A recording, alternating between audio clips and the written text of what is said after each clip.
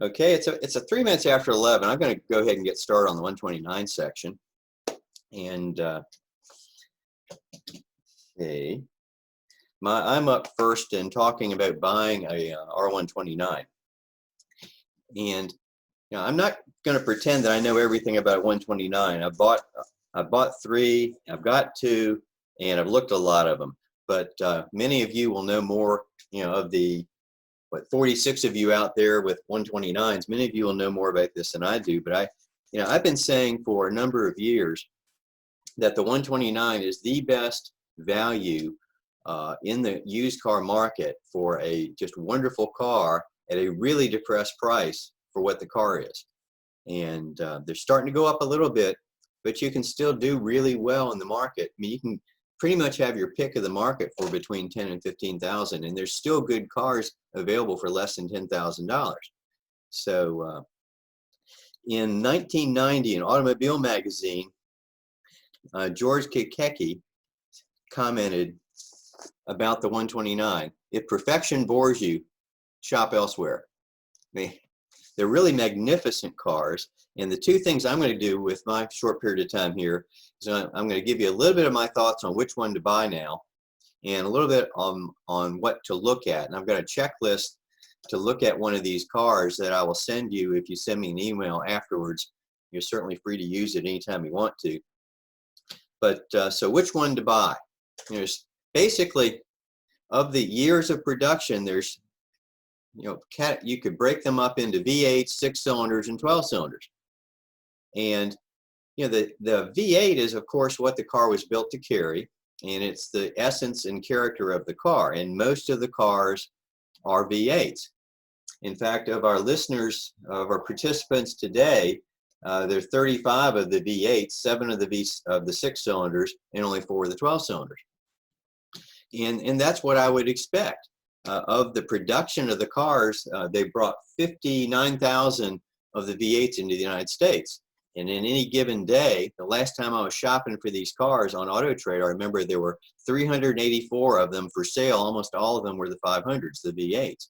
So if you want a really nice car for weekend driver, and I've even known a few people to use these for daily drivers, the 500 SL or the SL 500 is an excellent choice. And there's so many of them for sale at a given time that you can certainly find a good car with a lot of selectivity. And some of the advantages of the V8 cars, they basically have normal suspensions. You don't get into the issues with the ADS suspension that you do with the V12s. Some of the weaknesses are you don't get very good fuel mileage. I mean, I've seen barely 20 every once in a while with a V8. I saw 22 one time with my SL 600. So the other kind of odd thing about the V8s is the newer the car is, the less horsepower it has. If your horsepower is your issue, you buy the early CIS cars, 90 to 92. But it doesn't make that much difference. The performance is about the same in all of them, and they're really heavy cars. So they're not super fast. They're about a 0 to 60 time of about 6 seconds. But generic, wonderful R129, the V8 is probably the way to go.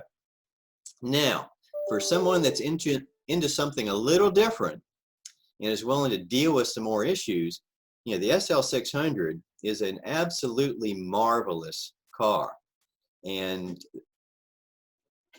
they're a little bit more complex. And I believe also that their values are depressed because of the reluctance for people to deal with the M120 12-cylinder engine and the suspension system. Honestly, the engine is a quite reliable and long-lived engine. The issue that you have with the 600s are more likely to be with the adaptive damping suspension system. And I think that's what scares people off. But also, the challenge with the 600 is the production numbers are so low on the 600 that it's harder to find. You don't have the selectivity that you have with the 500. There just aren't that many cars, and a lot of them have been beat up because they're pretty expensive cars to maintain. In our group today, there are only 4 of the 12-cylinder cars. And production numbers, I mentioned there's 59,000 US V8s. there's 5,736 US SL600s. And the year, mine's a 99, there were 431 US cars for that year. And so it's a rare car, and it's also rare to find it in really good shape. But if you want something a little different and you're willing to adapt to the issues of the adaptive damping system, which is the suspension, a hydraulic suspension that stiffens the front shocks as you brake, stiffens the outside shocks when you turn, and lowers the car an inch as you go over 60 miles an hour. Plus, it gives you a better ride than an SL500, and it handles quite well too for a 4,500-pound car. So it's also not significantly faster than an SL500 because it's so heavy. You know, the 500 is probably 0 to 60 in 6 seconds. The 600 is probably 0 to 60 in 5.9, 5.8. So it's not blazingly fast. But when you get on it at 80 miles an hour and it pulls to 120, just like most cars do to 40, it's an amazing car for a long distance. And I've actually seen 22 miles per gallon in the thing. Now, for the cars that are not well appreciated, the 6-cylinder cars are probably the real value in this market. When I was shopping last for an R129, I just happened to notice that the 6s were significantly less expensive. And Regional Director Jim Roberts had mentioned to me that his 6-cylinder 129 is faster on the racetrack than a Porsche 944, and that kind of got my attention. And I started looking at 6-cylinders. And for a daily driver car especially, the mileage on the 6-cylinders is better than the 8s, and of course better than the 12s. And they're a lot cheaper. You know, the challenge in buying a good 6-cylinder is they also didn't bring that many into the United States. They brought 17,419 6s. And so that's a little bit more challenging to find a good one. But they're lighter, and so they handle better. I mean, it's a little bit more pleasing driving experience. And, you know, I'd always read that it's a heavy car, and so the 6-cylinder doesn't produce enough horsepower, so, you know, no one wanted one. And then when I actually bought one, I found that below 80 miles an hour, it never feels underpowered. You know, I think Mercedes did that by using the 5-speed transmission in all the US 6-cylinder cars and chose the gear ratios so that in the lower speed range, the car has plenty of power. And my first drive in the car, when I flew up to Pennsylvania to drive it home, I got 26 miles a gallon at 80 miles an hour. Of course, that was with the hardtop on. But so the 6s are really underrated for what they are. They're really inexpensive in the used market. There's even a few manual transmission cars around, if you're lucky enough to find one of those. Now, the other issue, though, it's got the M104 engine, and the M104 engine has kind of an issue with the head gasket leaks. Sometime between 100,000 miles and 200,000 miles, you're probably going to have to replace the head gasket. Mine is now leaking a little bit of oil at the back, but the head gaskets don't fail in these cars the way that normal cars fail. They don't throw coolant into the cylinder, they just leak some oil out the back, and so you kind of wait till the oil leak gets bad enough and then finally go through the agony of replacing the head gasket. And if it's in really high mileage, you probably do a valve job, and it's got 24 valves, and so that's probably not going to be particularly cheap.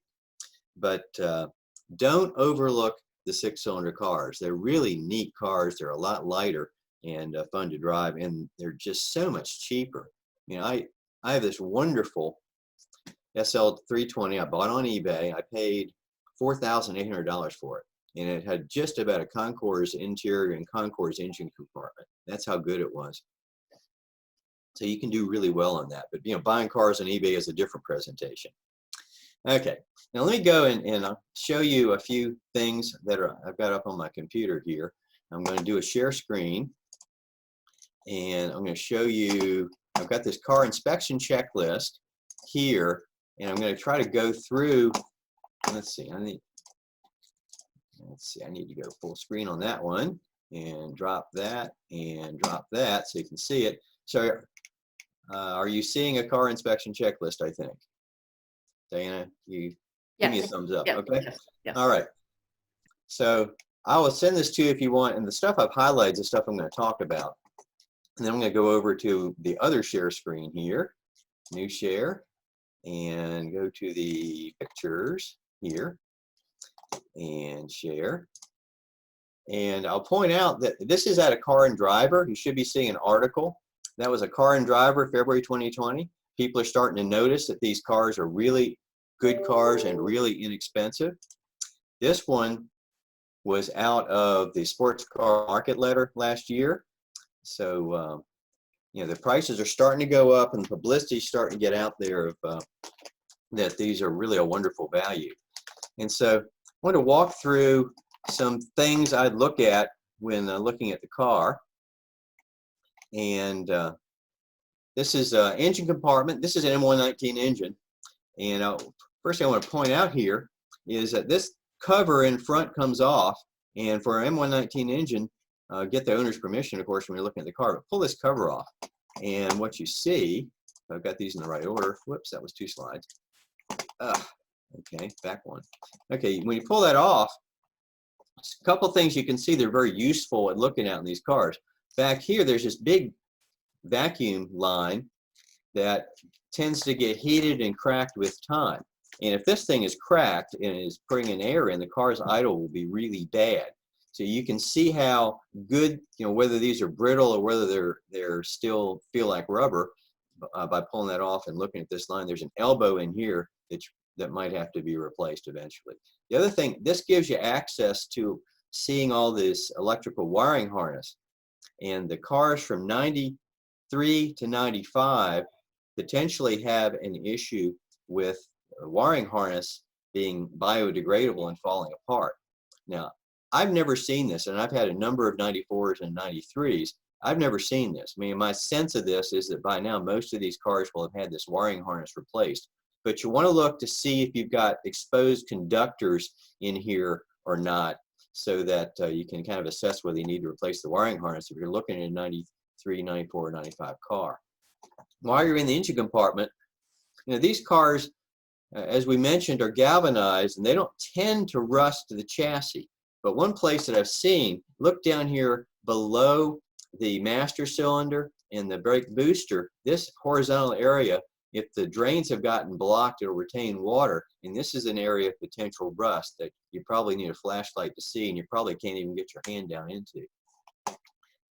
Looking at some of the other things, going to the exterior of the body, they tend to get broken pieces of the spoiler down here. See how this one is cracked? And one of the things I really hate to see, sorry, that was 2 slides there. This one, this is missing the bumper cover. The bumper cover is pretty cheap. And I would kind of expect the person that lost it to buy one, have it painted, and put it back in. And of course, this one's got a crack in the bumper cover here. But see, this is where the tow hook goes, and I would expect that to be on the car. Okay, tires. This one, if you can see it well enough, says Michelin. And the tires are a really good indicator of whether the person is paying attention to maintaining the car or not. Because if they're mismatched, or if there's some brand, you know, other than probably Michelin, that's an indicator for you. The other piece is, look at the date codes on the tires. If the date codes are over 10 years old, you probably ought to throw the tires away. And so, that's an additional cost to the purchase. And look at this one. Now, other than the fact it's a panoramic roof, which is pretty neat, does something look wrong with this car? Well, you know, it's really low on the front. And notice it says V12. You know, the adaptive damping suspension cars, you know, have a failure mode where one end of the car or the other will sit down, or one wheel will sit down. So especially on those, you got to look at them and make sure they're sitting right. And this is another bugaboo of the car. Look at this rear window in the top. They fold along there, and they can get brittle if you bring them up when they're cold, or if eventually they will probably all fail this way. And I didn't mention to you, but I bought my 3 R129s all sight unseen. One of them had the hard top on. I drove it home from Phoenix, Arizona, fun drive. Took the top off a couple months later, and I did find I had cracks in the hard top, or in the soft top. And that's kind of one of the things that happens with these cars. So you've got to look at the top very carefully when you purchase the car. You also want to see the top operate, make sure it really functions properly up and down. Now, when you get to the interior, and honestly, the interior for me is a real indicator of how a person has taken care of the car, because the interior tends to be the most fragile portion of the car. And I put in this picture, note the seat bolster. The first thing I'll look at is the driver's seat bolster. Notice the tears on the seat bolster.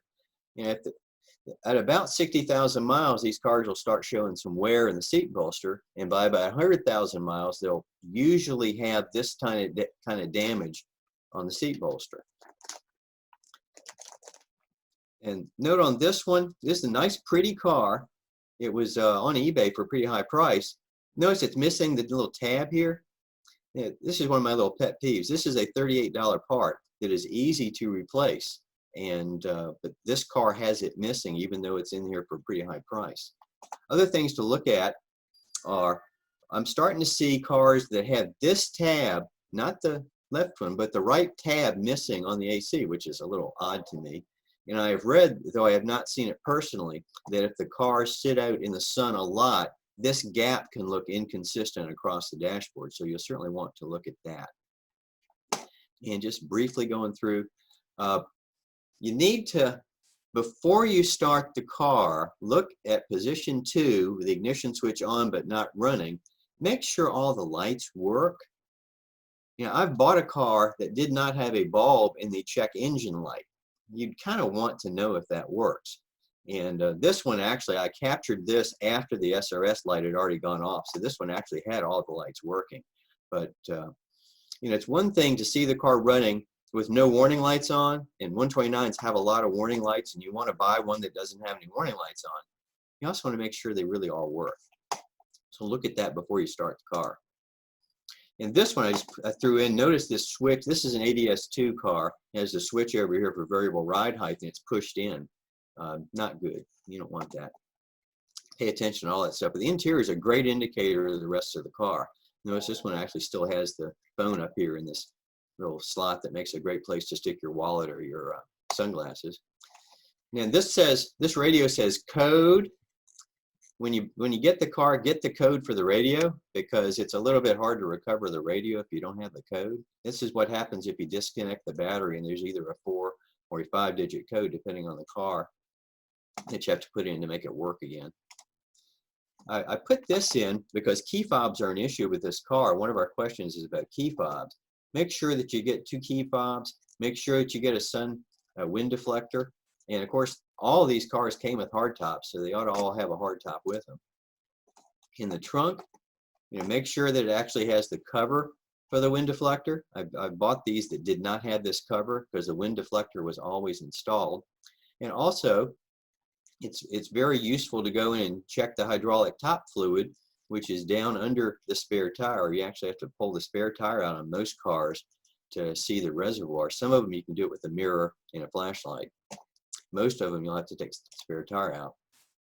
And I said the chassis doesn't rust much, but what happens if the car has been used in a corrosive environment is that the hardware under the car will have rust on it. And this one way to look at this is stick your head in the car behind the rear wheel, look forward and see what you see. And that's exactly what this picture is. And this brake line is rusted. The fitting on the brake line is rusted. The bolt head here and the bolt head here are rusted. And this indicates to you the car did live in a corrosive environment, even though the chassis is pretty much okay. This can be a pain and even a safety issue for the car. And so that was my last slide. Let me do stop share. And I think I'll just cut it off right there to give every other folks time. But okay. And I don't Gary? have my chat. Let's hear Mark. Mike Partain, you've got your hand up, or is that from before? I see a raised hand. Yeah, I've got my windows back up. Yeah, Pirelli. I see one. Pirellis are fine. Top cylinders. Yeah, the top cylinders.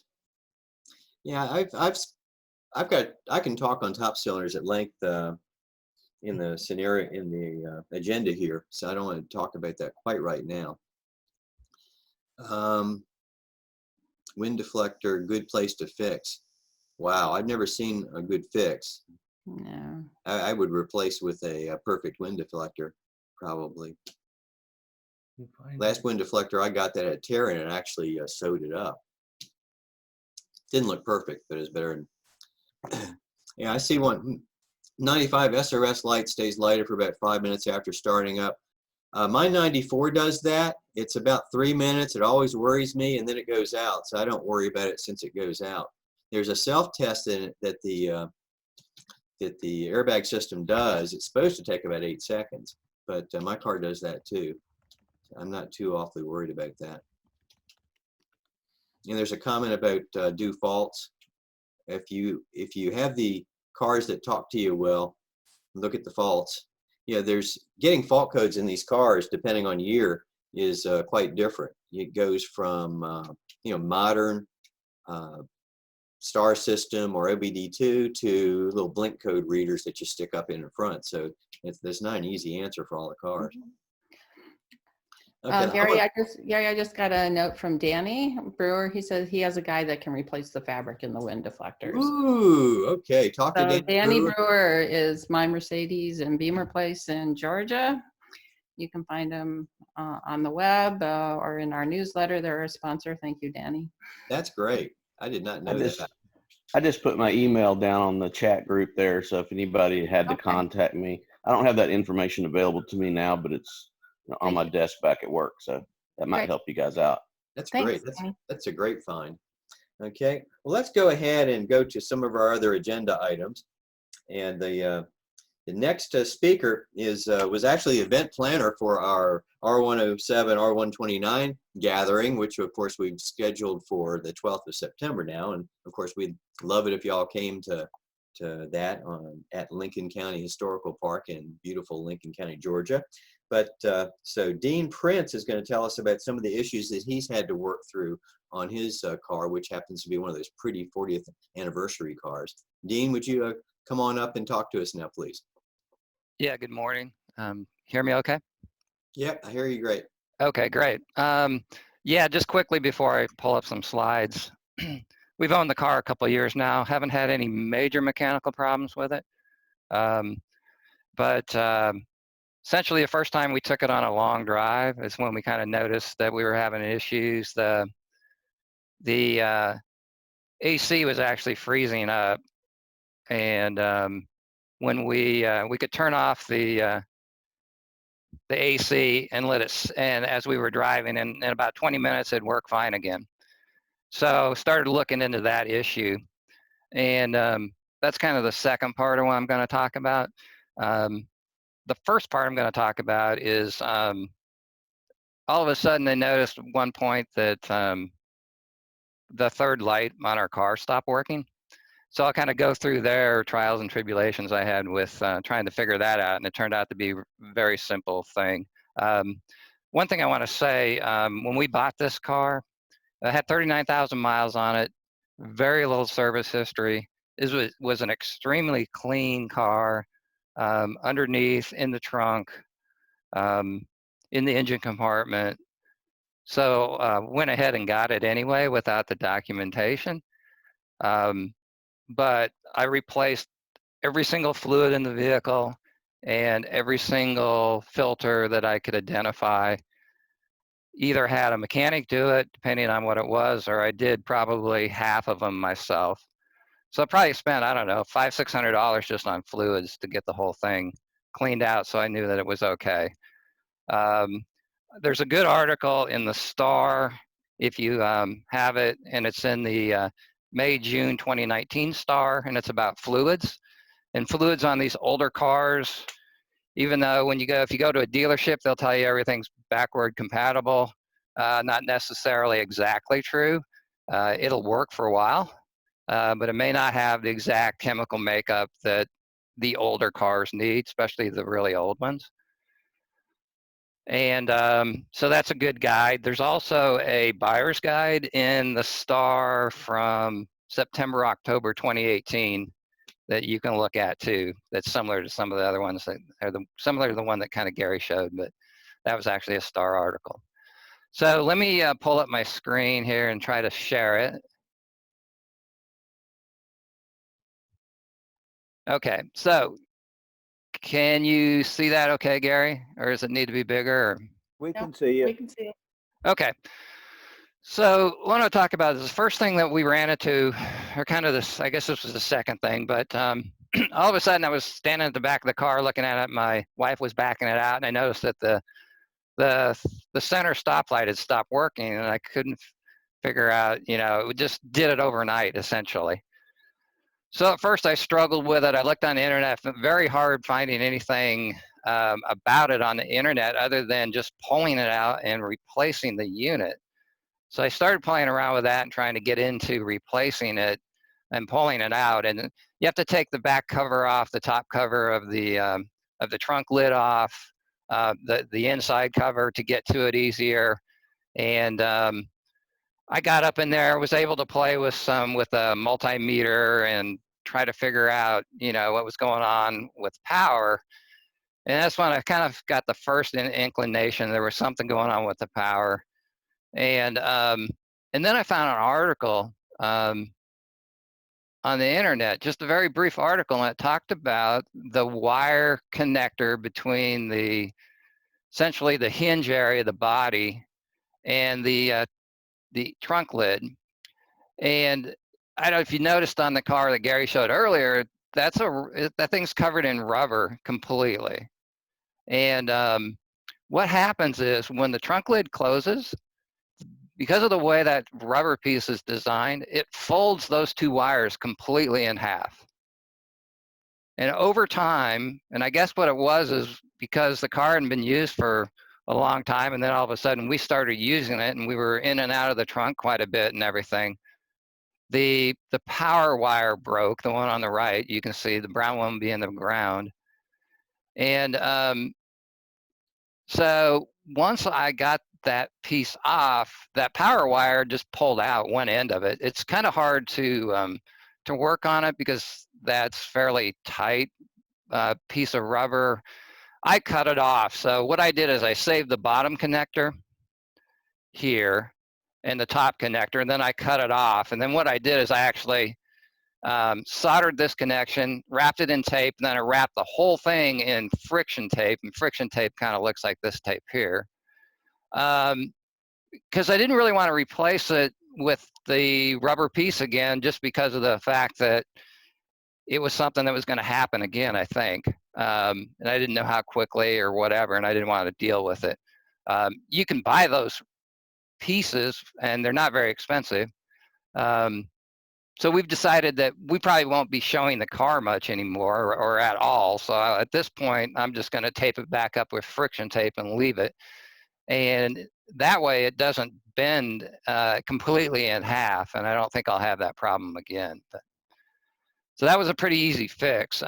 Pulling that light out of the back is not extremely difficult, but it takes a little bit of finagling to get it out. So let me go on then to the next series here that I want to talk about was the AC freezing up. So this is a 97. It's got the 119 engine in it, but we were on a longer drive. It wasn't real hot, but it was sunny, so we needed the AC. And like I say, we noticed when we were driving back that all of a sudden we weren't getting any air through it. And then we turned it off, and the air came back on eventually after about 20 minutes. And then it worked again for quite a while, and then it did the same thing again. So kind of researched that a little bit, and it sounded like it could be like a low freon issue. So we were having the car looked at by a mechanic anyway, so I went ahead and had the system evacuated and refilled so that I knew there wasn't an issue with the amount of freon or water in the system. And that worked for a little while, and it started freezing up again. And then what I figured out was what I changed out was the evaporator temperature sensor.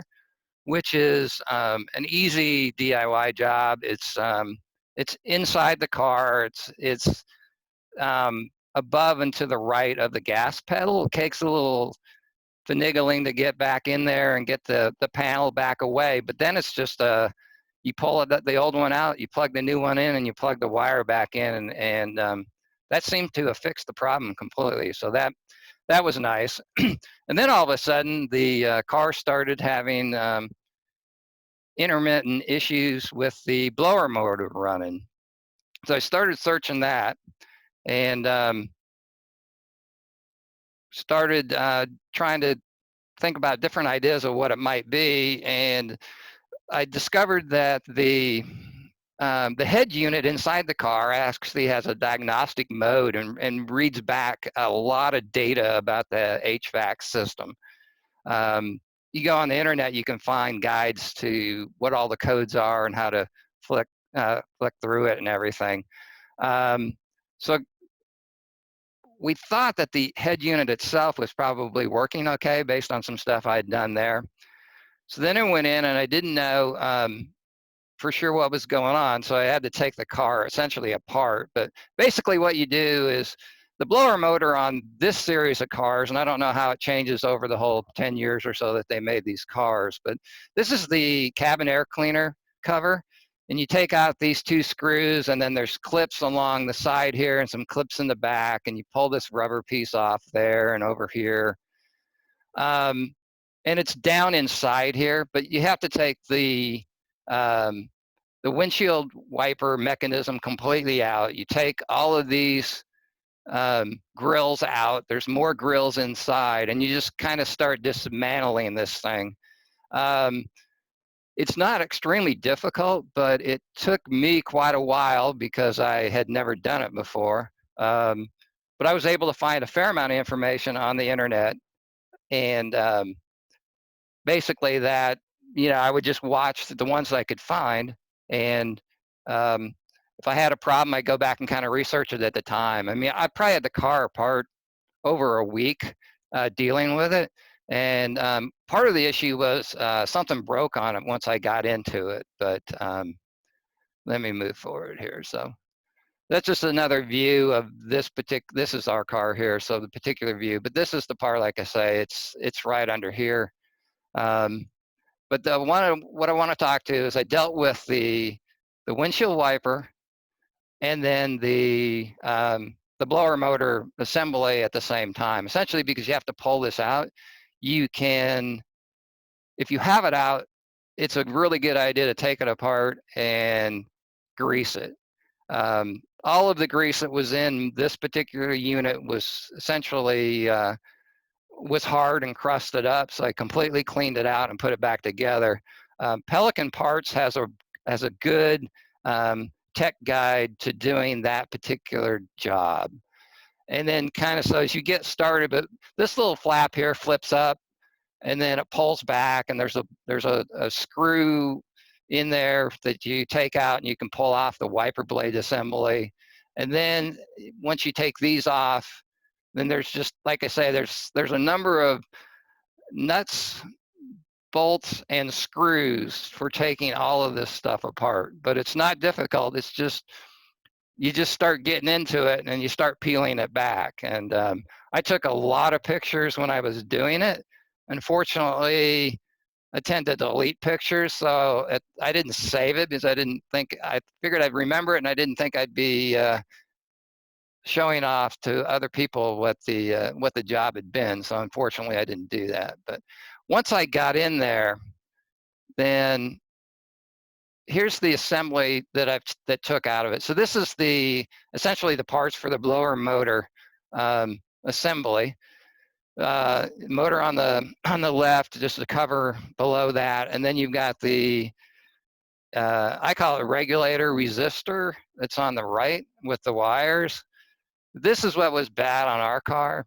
They tend to go out because it's essentially the way they work is they resist the flow of the electricity to the motor to adjust the speed, and the slower you run the motor, the hotter this thing gets. And just over time, they can burn up. There's a number of parts you can get where they just sell this individual part. Problem is and I don't know if they're all the same, but on this one, it's riveted in. So you'd have to drill out the rivets and then figure out how to put it back on the cover if you reuse that. I bought this as a used part on eBay, and after I actually had run some multimeter tests that I found on the internet to check out, was it the motor or the resistor, once I got to where I could see this whole unit or whatever. Here it is with the fan in it. I put it together real quick, just dropped it in. The fan's actually backwards. It needs to be reversed to just flip it over. But you can kind of see how it goes together. And then this is the fresh air, recirculating air vacuum control here that's part of that unit. Here's the unit together. So this unit is really easy to get out once you get into it, and it's just got a few bolts holding it in, and then it just pops right out of the car. And what I ended up having to do, I don't know if you can see right here where this gold bracket is, bronze bracket, this whole thing's plastic. There's supposed to be a clip there. The problem is the wire runs right through this hold down. So to get this unit off here, you unconnect these, but I had to pop this bracket off. And as I was taking this bracket off, that connector broke. So I went from having purchased just this part to now having to replace the whole piece, because I couldn't figure out a good way to get that to hold down in the car with that on there. And actually, when I was trying to put this together to take pictures, I had glued that back on using an epoxy. And as soon as I popped that clip on there, it broke right off again. So I'm not sure that there's a good fix for gluing that or anything. So I think you just have to replace the unit. And then here's the back of the unit where it actually goes against the firewall or whatever. And you can see here's where the fan is down here. And then this is the fresh air flap, I believe. So recirculating air flap. But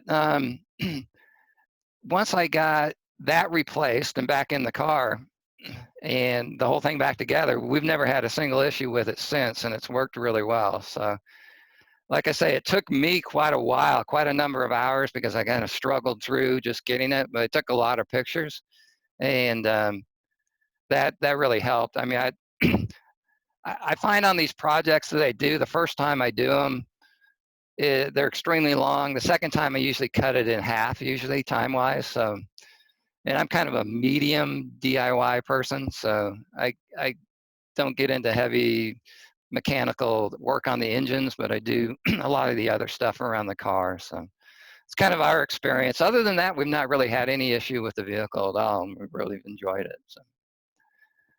Great, thank you, Dean. I really appreciate that. Yeah, I had an issue with that little clip popping off of my SL 600, and it just didn't let the fan work, but I was able to fix it for free. How did now? Did you fix it did it clip right back on, or how did you fix it? Yeah, basically flip right back on, I think. Okay.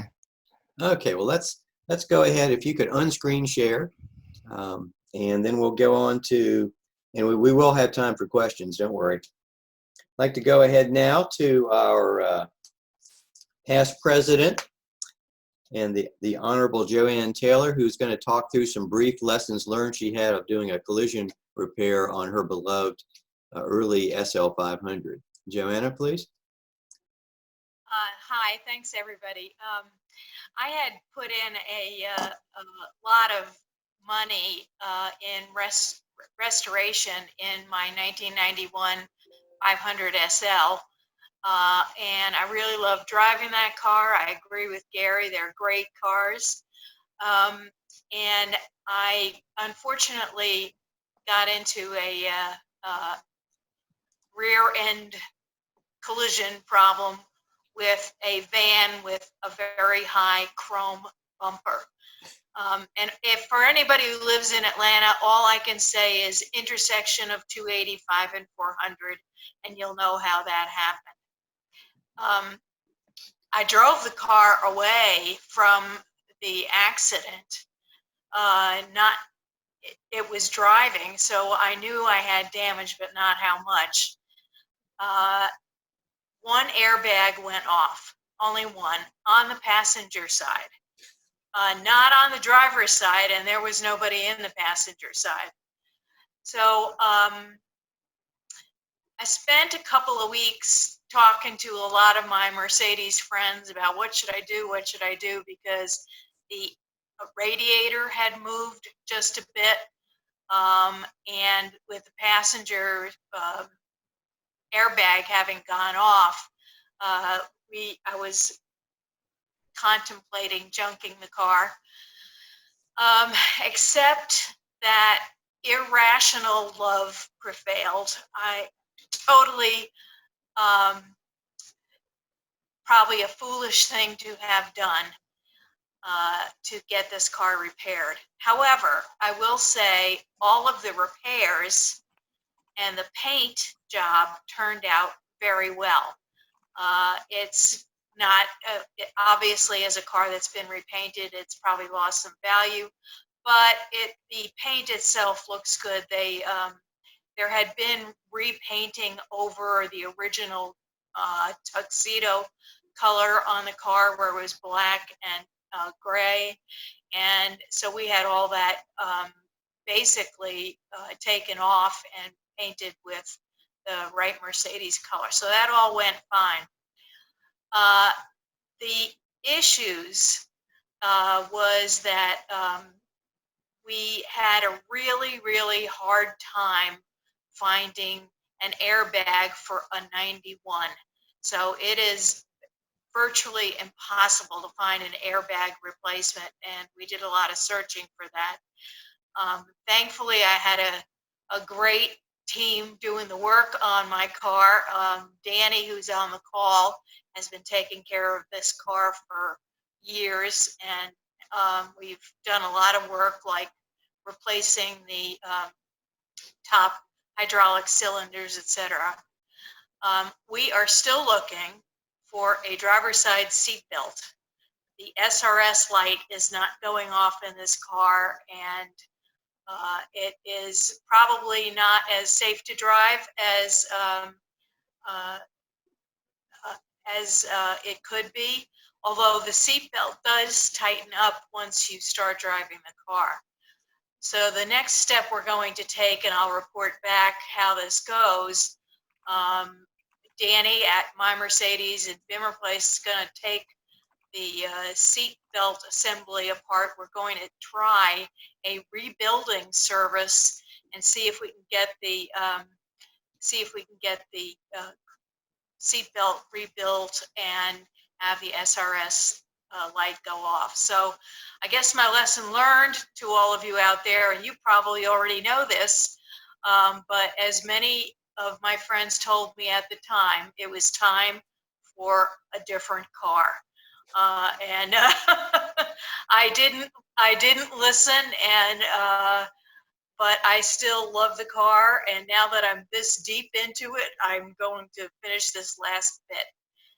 That was all I had, Gary, on that, although I've had experience with the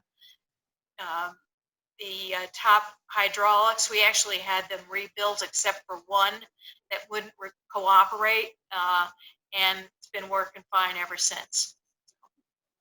Thank you, Joanne. We had one question. It says, Joanne, have you tried spraying contact cleaner into the seatbelt switch? My sense of that is it's an explosive retractor on that, or tensioner on that switch on the seatbelt, and it's probably that has gone off, but I'll give that to you. Okay, well, I'll give that to Danny. Gary, you're correct in that it is the ETR that has deployed the seatbelt, the emergency portion of that seatbelt. And Joanne's done her research and found somebody up north that can supposedly replace that, where she can have her original equipment back in her car. And safely working the way it's properly supposed to. So yeah, I think it's going to be a great idea. Unfortunately, we do have to, dissect that seat and to get that belt out of the car so she can send it off and have that done. Okay. And okay, and let me go. I went out of order on the agenda. I apologize to Ruben because our next presenter is again Ruben Howard to talk about the safety innovations of the R129. So Ruben, you're up.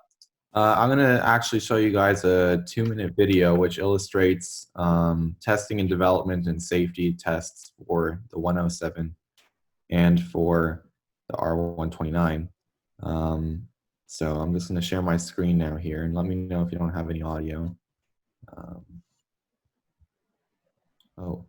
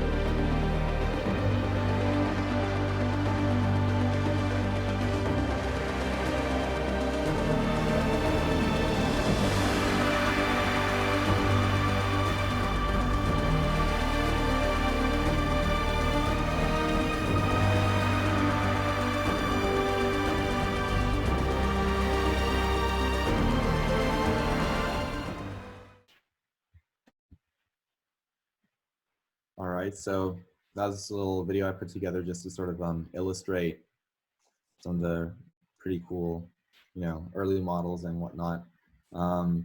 But anyway, so the R129, there were actually 2 tests that were developed, safety tests for the R129 chassis for testing and development. So they were both illustrated in that video, was the roof drop test and the rollover test. So the roof drop test, the car is dropped upside down from height of 50 centimeters at 30 to 40 kilometers per hour. And the rollover test is done where the car is driving over a ramp and then it's flipped and it does, between 1.5 to 2 overturns. So that's where you can really see the implementing of the, the safety roll bar that self-deploys. So from a structure standpoint, the R129 actually has a very sloped windshield and A-pillar in comparison to the 107 chassis. So that's 46-degree angle for the 107 and a 57-degree angle for the R129. And the A-pillar was actually strengthened with high-strength sheet metal alongside a tubular bar that is placed in the middle of the A-pillar, which is to further support that idea of acting as like a roll bar. And then on top of the A-pillar roll bar, you actually have a U-shaped roll bar, which is behind the driver's head, which is deployed at a rate of 0.3 seconds. And so that's powered by a multifunction control module with special electromagnetic sensors throughout the car, which can sense if there's like, if the angle is too steep or if the car, might be in imminence of a threat of an accident. And a fun fact is the roll bar will still deploy even if the hardtop is fitted to the car.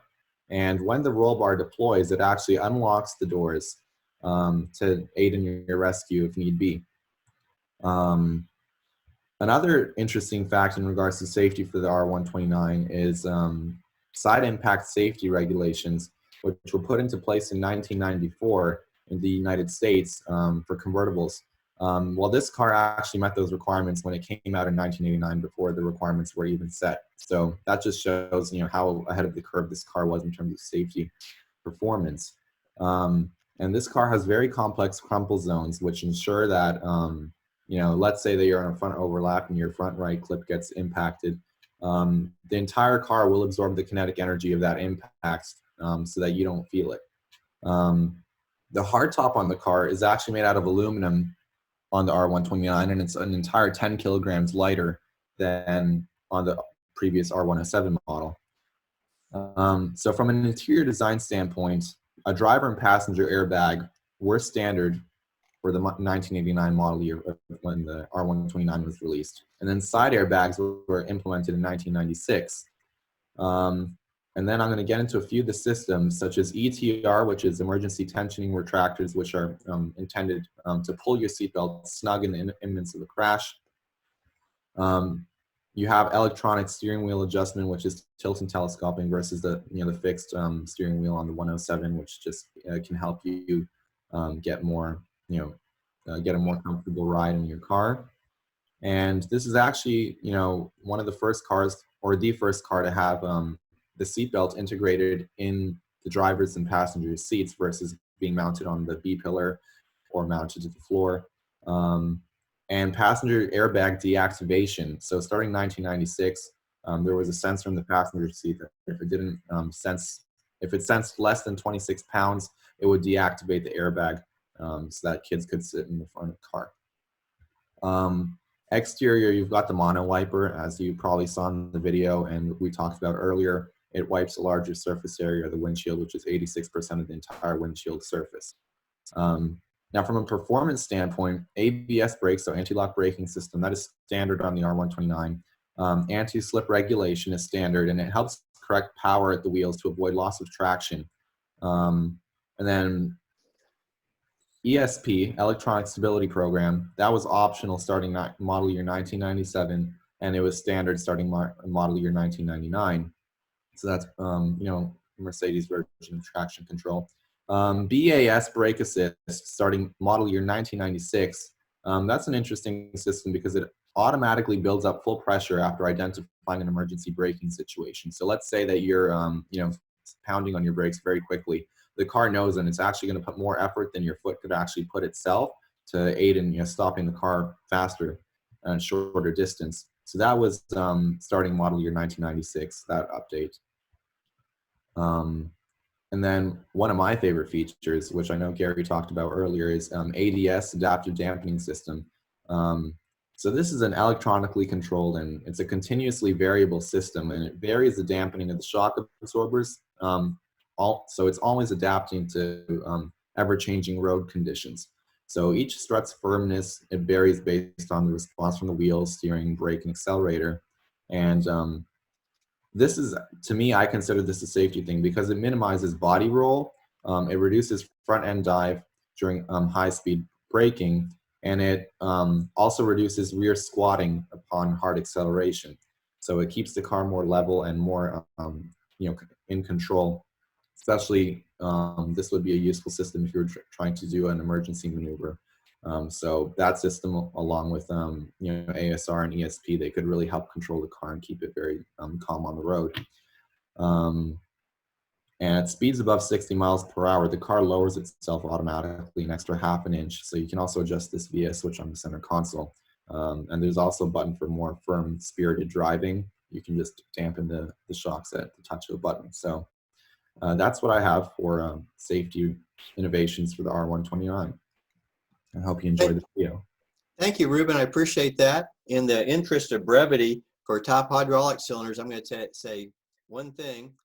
Basically, I don't